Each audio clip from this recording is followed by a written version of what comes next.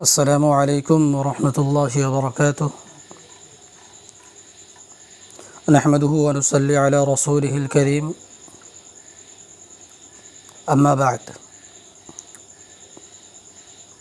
Viewers, آپ لوگ امید کرتا ہوں خیریت سے ہوں گے۔ میں آج ایک بہت ہی اہم بات لے کر آپ لوگوں کے سامنے حاضر ہوا ہوں۔ میرے بھائیوں، پورے مسلم قوم کو یہ بات معلوم ہے، ہم سب جانتے ہیں اس بات کو کہ آج محرم الحرام، یہ محرم الحرام کے مہینے چل رہے ہیں۔ آج 3 تاریخ ہیں۔ یہ محرم الحرام کتنی فضیلت رکھتا ہے، یہ بات ہم سب لوگ جانتے ہیں۔ میرے بھائیوں، اللہ کے نبی صلی اللہ علیہ وسلم نے فرمایا کہ یہ مہینے بہت ہی فضیلت والا مہینہ ہے۔ اللہ رب العالمین نے 4 مہینے کو اشہر حرم کہا ہے، ان میں سے ایک محرم الحرام بھی ہے۔ ذی القعدہ، ذی الحجہ، محرم الحرام اور رجب المرجب، یہ 4 مہینے ایسے ہیں جس میں قتل و قتال کرنا، یہ ساری چیزیں ناجائز حرام ہیں۔ تو میرے بھائیوں، اس محرم الحرام میں ہمارے جو کام ہے، جو عبادت ہے، کیا کرنی چاہیے اور کیا نہیں کرنی چاہیے، کون سی چیز ہماری سنت کے مطابق ہوگی اور کون سی چیز جو ہم کرتے آ رہے ہیں وہ حدیث میں نہیں ہے، وہ شرائع میں نہیں ہے، وہ سنہ میں نہیں ہے، ان باتوں کو ہم جانیں گے اس ویڈیو میں۔ پلیز اس ویڈیو کو اچھی طریقے سے شروع سے لے کر آخر تک دیکھتے رہیں۔ تو میرے بھائیوں، ہم سب کو معلوم ہے یہ محرم کے مہینے بہت ہی مقدس مہینہ ہے۔ جیسا کہ ہمیں معلوم ہے کہ حضرت آدم علیہ نبینا علیہ السلام کو اسی دن پیدا کیا گیا۔ اسی طریقے سے اللہ رب العالمین نے آسمان و زمین کو بھی اسی دن بنایا۔ اللہ رب العالمین نے حضرت نوح علیہ السلام کو اسی دن ان کی کشتی کو جودی پہاڑ پر ٹھہرایا۔ اسی دن اللہ رب العالمین حضرت ادریس علیہ السلام کو آسمان پر اٹھا لے گئے۔ اسی دن حضرت ابراہیم علیہ السلام کو خلیل اللہ بنایا گیا، ان کے اوپر آگ کو ٹھنڈی کر دی گئی۔ اللہ رب العالمین نے اعلان کر دیا، قلنا یا نار کونی بردا وسلاما علی ابراہیم۔ یہ وہی دن تھا جس دن اللہ رب العالمین نے حضرت ابراہیم علیہ السلام پر آگ کو ٹھنڈا کر دیا تھا۔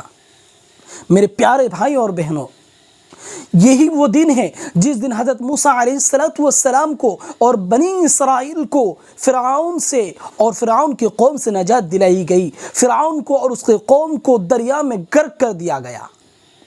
میرے پیارے بھائیوں، یہ بہت ہی مقدس مہینہ ہے، بہت ہی فضیلت رکھنے والا مہینہ ہے۔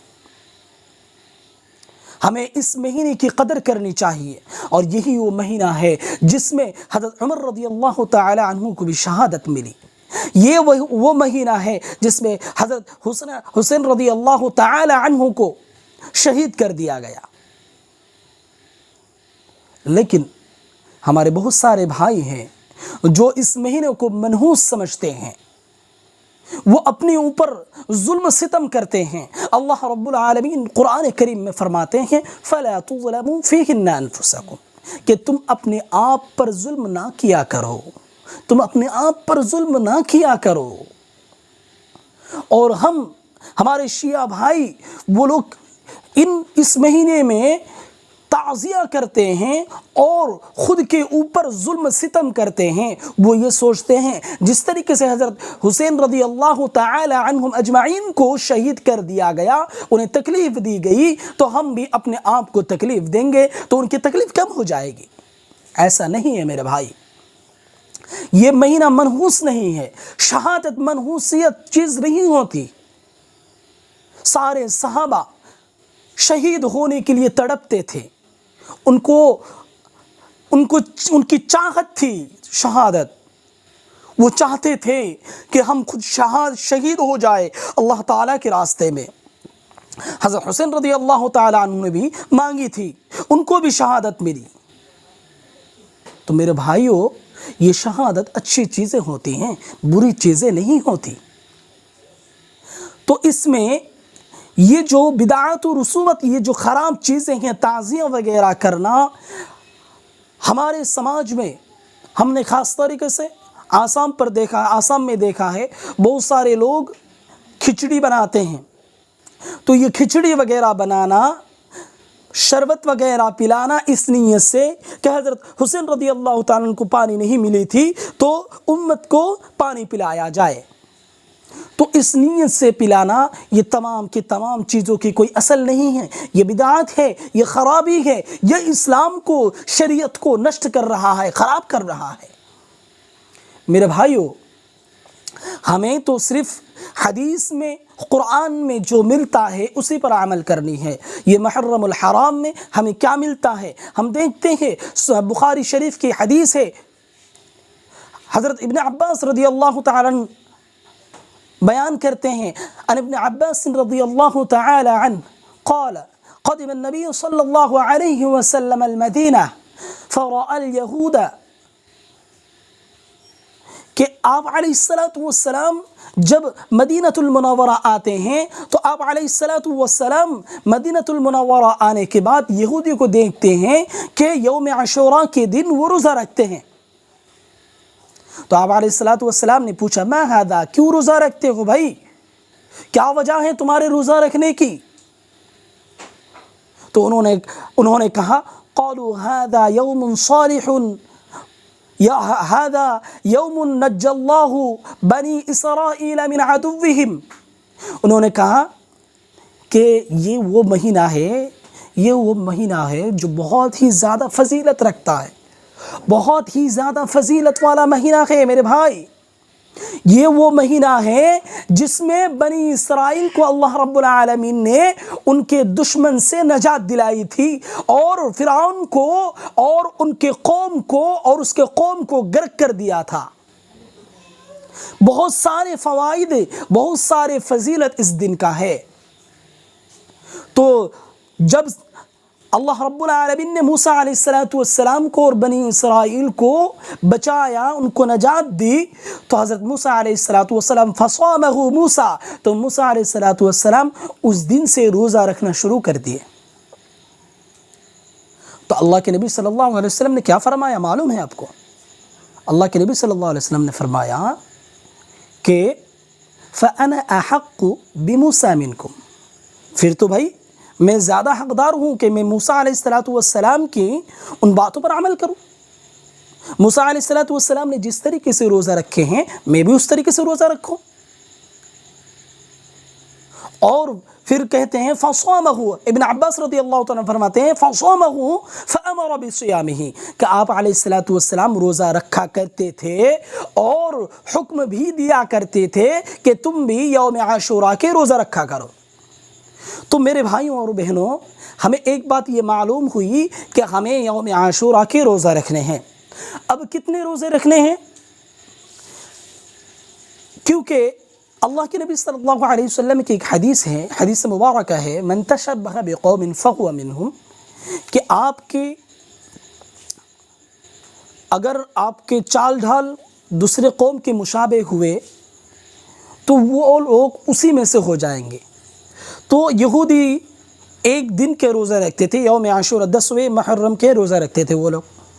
تو اللہ کے نبی صلی اللہ علیہ وسلم سے صحابہ نے پوچھا کہ پھر اللہ کے نبی ہم کیا کریں, صرف 10ویں محرم کے اگر ہم روزہ رکھیں گے تو ہماری عبادت اور ان کی عبادت ایکول ہو جائے گی, سیم ٹو سیم ہوگی.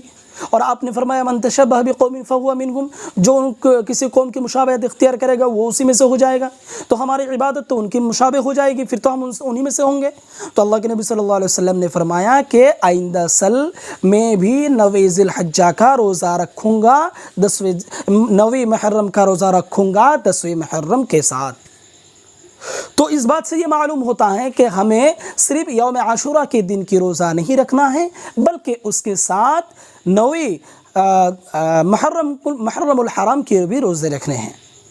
اگر کسی سے نہ ہو پائے 9 محرم الحرام کی وہ روزہ نہ رکھ پائیں تو میرے بھائیوں اور بہنوں وہ 10ویں اور 11ویں یہ دونوں دن روزہ رکھیں۔ تو ایک بات ہمیں یہ معلوم ہوئی کہ ہمیں یوم عاشورہ کے دن روزہ رکھنے ہیں، 2 روزے رکھنے ہیں، ایک نہیں۔ ایک اگر ہم رکھیں گے تو وہ کیا ہو جائے گی؟ مشابہت ہو جائے گی، تو اس لیے ہمیں کیا رکھنی ہے؟ 2 روزے رکھنی ہیں۔ دوسری بات، بیہقی، امام بیہقی رحمہ اللہ تعالی روایت کرتے ہیں، اللہ کے نبی صلی اللہ علیہ وسلم فرماتے ہیں من اوسع علی اہلہ وعیالہ یوم عاشوراء اوسعہ اللہ علیہ سائر سنتہ، کہ یوم عاشوراء کے دن جو بھی انسان اپنے اہل و عیال پر وسعت کرے گا، خرچ کرے گا، اللہ رب العالمین اس کے لیے تمام سال کو کشادہ کر دے گا، یعنی رزق کو اس کے لیے کشادہ کر دے گا۔